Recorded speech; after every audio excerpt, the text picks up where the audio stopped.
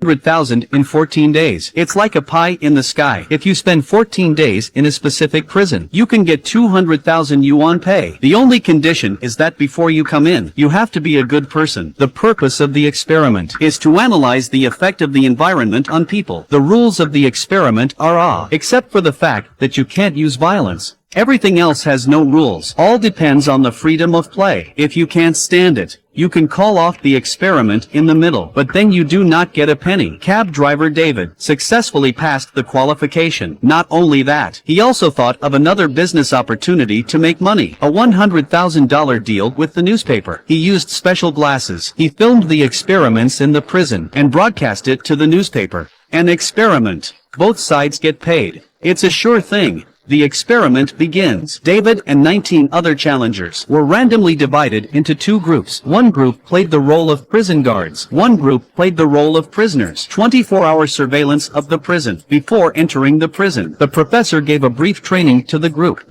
Einige von Ihnen werden 2 Wochen auf wesentliche Grundrechte verpflichtet. Unterschätzen Sie das nicht. But everyone was here for the money and didn't take the professor's advice to heart. As it turns out, money is really proportional to the effort. Pies may fall from the sky, but ordinary people can't catch it. When everyone changed their clothes, the experiment begins. David played the role of a prisoner. The prisoner has no name, only a code. His code is 77. The prison hardware is well set up, clean, neat and hygienic. For everyone in this kind of place, it is also very happy to live for 2 weeks. I'm afraid the professor doesn't have enough money. David even waved happily with his cellmates at the surveillance, although we all thought it was just a game. But soon David will not be able to This is a real-life cosplay. A group of people playing police officers. A group of people playing prisoners. Just stick around for 14 days. They will get paid the equivalent of 200,000 renminbi. But this group of people did not even last a week. At first, they felt very relaxed. They all looked like they were on vacation. But someone always gets serious first. Prisoner David, number 77. Wearing glasses, he was always stirring up trouble. Because after all, he had promised the newspaper to film the experiment through his glasses to get a better shot. He always had to cause some accidents in order to feel comfortable with the high pay. The first night, David was called out by the guards for no reason to do push-ups, although he was resistant. But in order to be able to shoot more different material, he did as he was told. But it was different in the eyes of the man pretending to be a prison guard. David's outward obedience gave them a sense of the power that the rules gave them. They had an instant sense of superiority. It was as if they were the real warning at the moment. This gave the warning a free rein. The next day, the guards made noise with batons and barred doors. Prisoner 82, who was allergic to milk, was forced to drink milk. Otherwise, they would do push-ups. David saw that this was a good idea, so he encouraged everyone to do push-ups for 82. This collective protest put him in the spotlight. It also completely separated the two teams. The early warning officer noticed the leader. No. 77 David decided to punish him. Jack, the boss of the guards, was a man who loved to look good. He wears his hair perfectly. He led the guards to check the room. The guard deliberately messes up David's blanket. Looking at the warder who was causing trouble, David put on his glasses and threw the blanket out. He also pushed Jack, the warning boss. He took the opportunity to put the two guards in the cage. The scene was in chaos. The guards felt humiliated. They asked the professor for help, but the professor wasn't going to do anything about it. Once the experiment started, everything would no longer be under control. It was all a matter of destiny.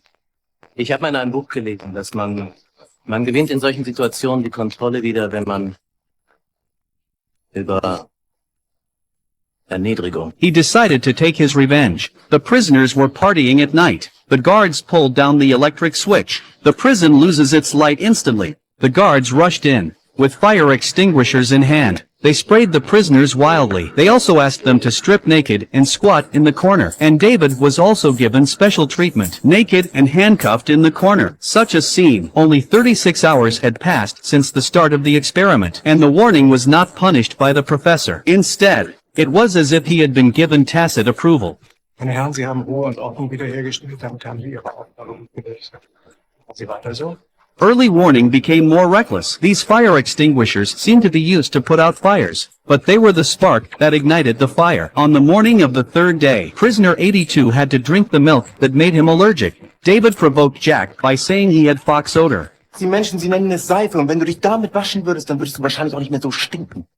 This made Jack feel insulted. He pulled out his baton, intended to teach David a good lesson, but the experiment was monitored 24 hours a day. If you use violence, you're out. You don't get a penny. David saw this as an advantage. He continued to provoke Jack. Jack could not do anything at the moment. Back to the bath, he was angry, so he joined the other guards and kidnapped David. Carried to an unsupervised area, tied him to a bench with tape over his mouth. First, he shaved his hair. Then, he was pushed to the ground.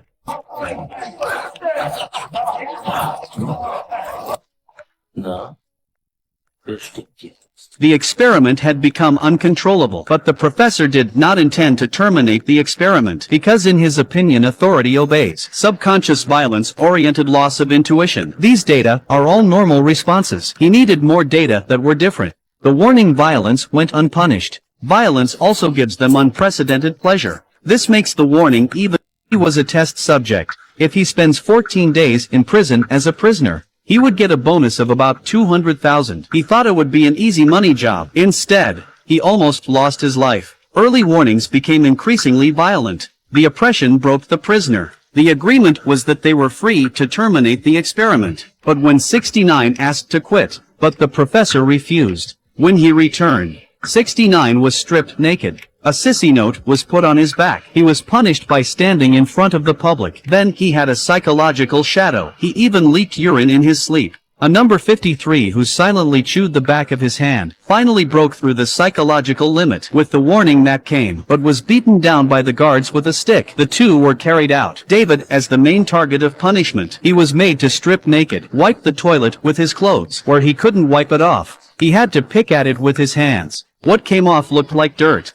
More like dignity. Afterwards, he had to put the toilet clothes back on again. This is not clothes, but humiliation. But David had to obey. Life in prison was breaking David down. A fat prison guard couldn't stand it anymore. David brought new clothes. This kind gesture. David was like a lifeline. He tried to rope in the fat guard, but Jack found out. Jack, who was too involved in the drama, beat and kidnapped the fat guard. He was sent to prison to become a prisoner, and also beat up David, locked in a metal box in the prison. This completely irrational behavior. The 82nd cursed. Jack was furious. He hit 82 on the head with a police locker. 82 was not breathing. The situation was irreversible. Once the desire for power was aroused, like a raging flood, it was unstoppable. On the night of the 5th day, Jack took advantage of the professor's absence. He and the other guards, the two lab workers in the lab, and kidnapped them into the prison. He completely turned himself into a prison guard. Everyone became his prisoner. And at that moment, trapped in the metal box,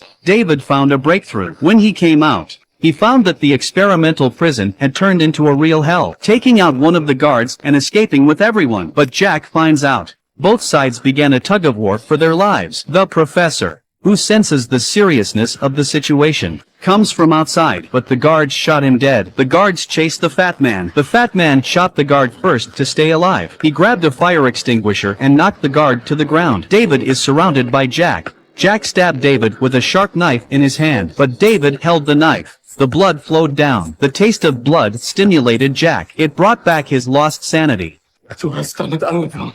The experiment ended in tragedy with 2 dead and 3 injured. All participants in the experiments were severely traumatized. This movie is based on a true story, the Stanford Prison Experiment. In the real case, the subjects were college students. The professor did not play the supervisory role of the experiment's sponsor, control role. Instead, he played the role of the warden himself, personally to fight violence with violence. The experiment was originally planned for 14 days. It was forced to be terminated after only 6 days. All the students who participated were all affected by the roles they played. Those who played the role of police became violent and manic. Those who played the role of prisoners became timid and cowardly. This experiment changed the fate of the participants. It also proved for us the fickleness of the human heart. There is a fruit buried in everyone's heart. Good causes for good and bad consequences for evil. Whether it is good or evil, it all depends on your mind. Good